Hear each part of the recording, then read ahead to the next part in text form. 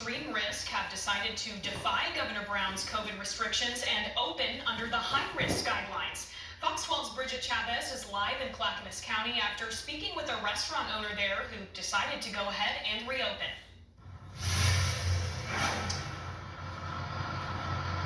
Well, Brian Mitchell's family owns 3 restaurants, including this one. He says the reason that they decided to reopen under high-risk guidelines is for his employees and their families.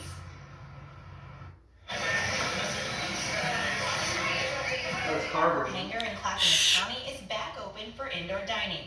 The owner, Brian Mitchell, says he's doing it for his employees. There are so many families that we employ that are struggling, and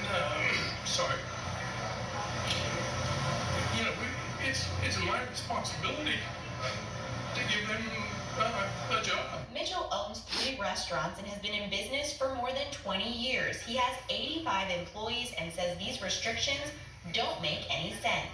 How can Costco be open? How can Target be open? I go shopping and I'm shoulder to shoulder with people. And here, it's every other table. It's 6 feet apart. It's social distancing. It's sanitizing everything. But you can go into any of the big box stores because they have the money to stand up to Kate Brown. And it's not right. His restaurants are now operating as if they were in the high-risk tier, which allows indoor dining. And we take it very serious. I mean, I have had friends that have gotten COVID and spent time in the hospital, and it was a very serious thing. Mitchell says the uncertainty is not only unfair to him, but his employees. You know what's hard is I have to tell, or my wife has to tell, well, Kendall, you can only have 2 days because we're trying to spread our schedule out because of the fact that we take out only. How do you choose which family gets to work full time and which doesn't? He knows that he could be fined for opening, but says it's worth it. I'm passionate about what we do, our employees.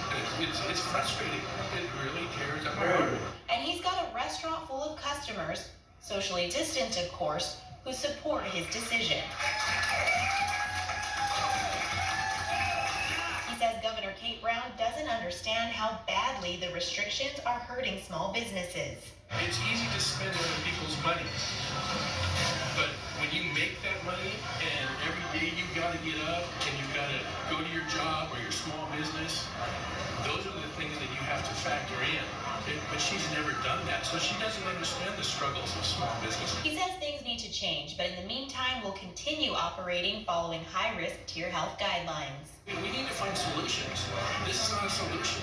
If the closures worked the first time, why are we doing it again? Earlier this week, Governor Brown put out a statement saying in part, quote, if businesses reopen too early and instead create new spikes in COVID-19 cases, the actions of a few business owners could set entire communities back and keep them in the extreme risk category for even longer. Mitchell tells me that there were more businesses who were part of this push to reopen, but for now it looks like his are the only 3 that have actually followed through on that, and he's encouraging others to do the same.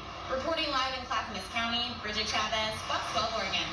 Bridget, say around 4, some Proud Boys and Associates approached a group near a building at High and State Streets. Officers tried to keep the groups apart and ended up declaring an unlawful assembly there. They say when they tried to move the crowd back, they were met with physical resistance and smoke grenades. Officers were forced to use less than lethal munitions. 3 people were arrested. It appears